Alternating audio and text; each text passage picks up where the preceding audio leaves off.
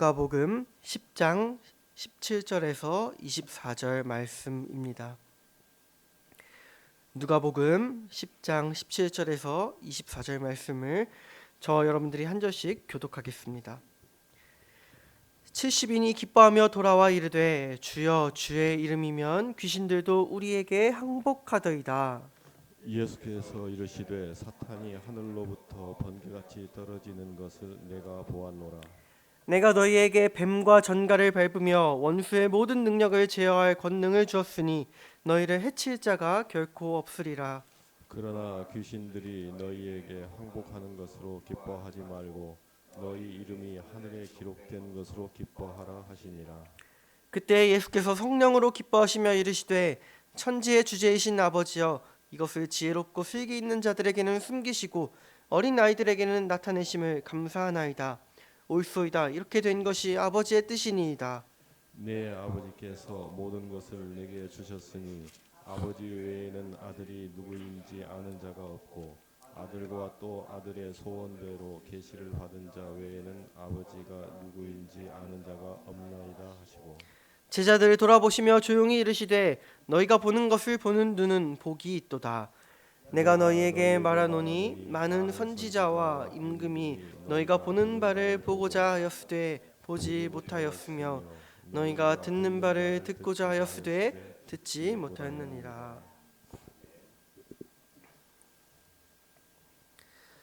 우리 신학에서 하나님 나라에 대해서 설명할 때에 흔하게 하는 비유 중 하나가 2차 세계대전의 노르망디 상륙작전을 비유로 드는 것입니다.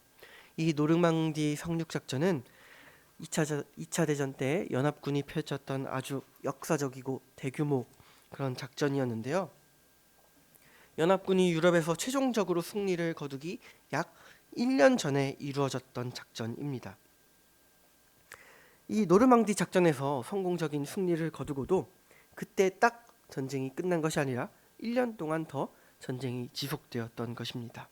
그런데 이 작전이 성공적으로 이루어지면서 그 전까지 거의 온 유럽을 독일에게 빼앗기고 지고 있던 이 연합군이 이제 전세를 결정적으로 뒤집게 됩니다. 이때 전쟁이 끝난 것은 물론 아니지만 이때부터 본격적인 반격과 수복이 계속해서 이루어질 수 있었고 그렇게 1년 동안 밀어붙인 끝에 마침내 독일이 항복하게 되었습니다. 그래서 이 노르망디 상륙작전 개시일이 나중에 전쟁이 끝난 후에는 이 작전 개시일이 바로 승리가 시작된 날이다. 최종 승리는 물론 1년 후이지만 이 노르망디 작전 때 이미 승리가 결정되었다라고 이제 전후에 평가하게 되었습니다. 신학에서 설명하는 것은 하나님의 나라가 바로 이와 비슷하다는 것입니다. 하나님의 나라는 언젠가 미래에 예수님께서 다시 오실 때에 완전하게 이루어질 것입니다. 그때에 모든 죄와 악함이 심판받고 완전한 승리가 이루어지는 것입니다. 하지만 그렇다고 해서 하나님의 나라가 지금은 전혀 없는 것이다. 아직 전혀 시작되지 않은 것이다. 그것은 결코 아닙니다. 하나님의 나라는 지금 이미 이 땅과 우리 삶에 시작되어 있습니다. 예수님께서 이 땅에 오셨을 때에도 예수님께서 하나님의 나라가 이미 시작되었다라고 선포하셨기 때문입니다. 그리고 예수님께서는 십자가에서 죽으시고 다시 살아나면서 죄와 사망을 이기시는 결정적인 승리를 이미 그때에 이루셨습니다. 그래서 이 신학에서 하는 노르망디에 대한 비유는 예수님이 이루신 십자가 그 승리가 노르망디 상륙작전의 승리와도 같다라는 것입니다. 죄와 악으로부터 최종적인 심판과 승리는 물론 아직 이루어지지 않았지만 이 노르망디의 승리가 그 최종적인 승리의 시작점으로 평가되었던 것처럼 예수님께서 죽으시고 다시 살아나셨을 때에 이미 그때 모든 죄와 악함을 이기셨고 그 승리를 누리는 하나님의 나라가 시작된 것입니다. 그래서 우리는 이때 이미 시작된 하나님의 나라를 바로 지금 살아가고 있는 백성들입니다. 물론 전쟁이 완전히 끝난 것은 아닙니다. 노르망디 이후로 최후 승리까지 1년 동안 치열하게 전쟁을 이어나가야 했듯이 우리도 마찬가지로 영적인 싸움을 계속해서 싸워 나가야 합니다.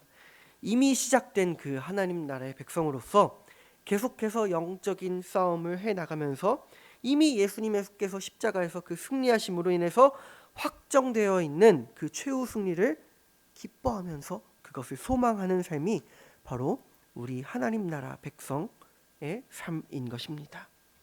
여러분, 그래서 우리의 삶은 죄와 악함에 대해서 매일매일 치열하게 싸워 나가야 하는 삶입니다. 거룩한 하나님 나라의 백성으로서 우리의 죄와 악함에 대해서, 세상의 죄와 악함과 그런 그 우리에 대한 유혹에 대해서 싸워 나가야 하는 것입니다. 그래서 오늘 우리에게 주신 말씀은 그 영적 전쟁을 치르는 우리에게 주시는 말씀이라고 할 수 있습니다. 본문에서 예수님께서 제자 70명을 파송하셨듯이 우리도 그 영적 전쟁을 위해서 파송된 제자들입니다. 오늘 본문에서는 우리가 죄와 그 약함, 이 본문의 표현으로는 귀신과 사탄에 맞서 승리하는 것에 대해서 오늘 세 가지를 우리에게 말씀해 주십니다. 첫째는 그것이, 그 죄와 악함으로부터 승리하는 그것이 오직 예수님의 능력으로 이루어지는 일이고, 둘째는 그것이 우리에게 너무나도 자랑스럽고 기쁜 일이고, 그리고 마지막 셋째는 그것이 복된 일이라고 우리에게 말씀하십니다. 먼저 우리 첫 번째입니다. 우리 제자들이 돌아와서 파송 가서 있었던 일을 17절에서 이렇게 이야기합니다. 예수님, 주의 이름이면 귀신들도 우리에게 항복하더이다. 예수님도 18절에서 대답하십니다. 그래, 내가 사탄이 떨어지는 것을 보았노라. 제자들은 지금 돌아와서 예수님께 귀신과 사탄으로부터 승리한 것이 다른 어떤 능력으로 이루어지지 않았다, 혹은 스스로의 어떤 능력과 대담함으로 이룬 것이 아니다 라고 합니다. 주님, 제가 뭘 했습니다. 주님, 제가 뭘 이루었습니다 라고 하지 않습니다. 제자들은 오직 주의 이름으로 귀신으로부터 승리했다라고 예수님께 자랑합니다. 여러분, 이처럼 우리가 죄와 악함을 이겨내는 것은 우리의 어떤 대담함과 능력으로 이루어지는 것이 아닙니다. 나의 능력이나 내가 가진 물질, 내가 가진 어떤 여유나 에너지, 혹은 세상이 주는 어떤 정말 주요하다라고 세상이 여기는 그런 가치관과 능력으로 죄를 이기는 것이 아닙니다. 죄를 이기는 영적 싸움은 이 제자들의 고백처럼 오직 예수님의 능력으로, 오직 주의 이름으로 이기는 것입니다. 예수님께서 그 능력을 이미 우리에게 주셨습니다. 그래서 19절에서 예수님께서 이렇게 말씀하십니다. 내가 너희에게 뱀과 전갈을 밟으며 원수의 모든 능력을 제어할 권능을 주었으니 너희를 해칠 자가 결코 없으리라. 죄를 이길 능력을 이미 우리에게 주셨다는 것입니다. 그리고 그것이라면 어떤 죄와 악함도 우리를 해칠 수 없다는 것입니다. 이 예수 이름의 능력을 가진 것이 바로 하나님 나라의 백성된 우리의 삶입니다. 우리 또 두 번째로는 우리 삶의 영적 승리를 누리며 살아가는 것이 두 번째로는 자랑스럽고 기쁜 일이라는 것입니다. 우리 방금 17절에서 읽었던 것처럼 제자들은 그 파송되었다가 돌아와서 다른 것들을 이야기하거나 다른 것들을 자랑하지 않습니다. 제자들은 오직 예수의 이름으로 귀신과 사탄에게 이긴 것을 자랑합니다. 우리의 삶에도 매일매일 우리에게 찾아오는 크고 작은 죄와 악함을 이겨내는 것이 우리에게 가장 큰 자랑거리가 될 수 있습니다. 또한 죄로부터 승리하는 것은 기쁜 일입니다. 그것이 기쁜 일이라는 것을 예수님께서 이렇게 말씀하십니다. 20절 말씀입니다. 그러나 귀신들이 너희에게 항복하는 것으로 기뻐하지 말고 너희의 이름이 하늘에 기록된 것으로 기뻐하라. 예수님께서는 우리가 죄를 굴복시키는 것이, 귀신들을 굴복시키는 것이, 그러니까 우리가 죄와 악함을 이겨내는 것이 단순히 어떤 능력이 펼쳐져서 기쁜 일을 넘어서 우리가 구원받은 하나님의 백성이라는 반증이기 때문에 기뻐하라라고 말씀하시는 것입니다. 여러분도 우리도 그래서 죄를 이겨내는 것에 기뻐하기를 소망합니다. 물론 죄와 유혹을 이겨내는 것은, 이 죄를 이겨낸다라는 것은 우리의 인간적인 시선과 인간적인 감정으로는 주로 고통스러운 일들입니다. 죄를 이겨내야 한다는 것은 주로 참아야 하고 견뎌내야 하고 내어주어야 하고 내가 손해보는 것 같고 고통과 눈물이 따라오고 내 욕심과 정욕, 나에게 자연스러운 그런 일들을 거슬러야 하는 것이기 때문입니다. 그래서 우리는 죄와 의로움 사이에서 우리의 어떤 인간적인 판단과 계산을 앞세우기도 합니다. 무엇이 내게 더 유익할지, 무엇이 더 내게 고통스럽지 않을지, 무엇이 내게 더 인간적인 만족을 주는지 계산하는 것입니다. 하지만 예수님께서는 그런 인간적인 판단과 계산을 인간적인 지혜와 슬기라고 우리 다음 구절에서 말씀하십니다. 그리고 그것에 대비하여 표현하시기를 어린 아이와 같은 자들에게 그 기쁨을 나타낸다고 말씀하십니다. 우리 21절 말씀 한번 읽어보겠습니다. 제가 읽겠습니다. 그때에 예수께서 성령으로 기뻐하시며 이르시되 천지의 주제이신 아버지여 이것을 지혜롭고 슬기 있는 자들에게는 숨기시고 어린 아이들에게는 나타내심을 감사하나이다. 옳소이다. 이렇게 된 것이 아버지의 뜻이니이다. 그래서 우리는 죄 앞에서 어린아이처럼 단순하고 순수해지기를 원합니다. 단순하고 순수하게 죄를 이겨내기를 원합니다. 그것이 우리에게 기쁨이 되기를 소망합니다.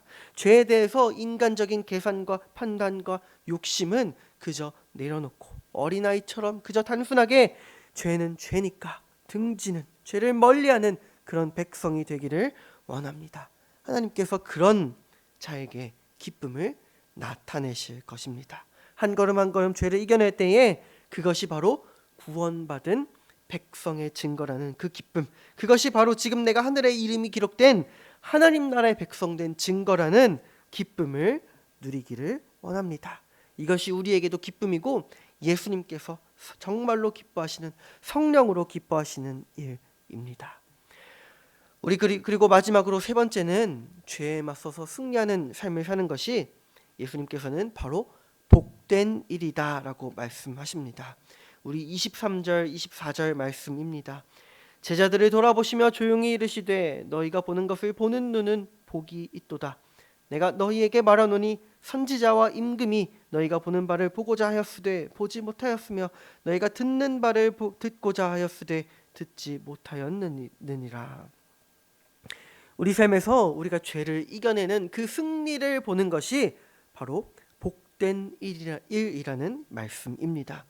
예수님을 믿지 않는 사람이라면 세상 그 어떤 사람도 볼 수 없는 참된 복이 바로 죄로부터 승리하는 것입니다. 여러분, 이것이 바로 우리 삶이 되기를 원합니다. 이것이 바로 우리 삶에 누리는 큰 복이 되기를 원합니다. 우리 말씀을 정리합니다. 첫째로 우리는 예수님의 능력으로, 오직 예수님의 능력으로 죄를 이길 수 있습니다. 두 번째로 우리가 예수 이름으로 죄를 이기는 것은 우리의 삶의 가장 큰 자랑거리요 참된 기쁨입니다. 그리고 마지막 세 번째로 죄를 이겨내는 것이 바로 우리 삶의 참된 복이 됩니다.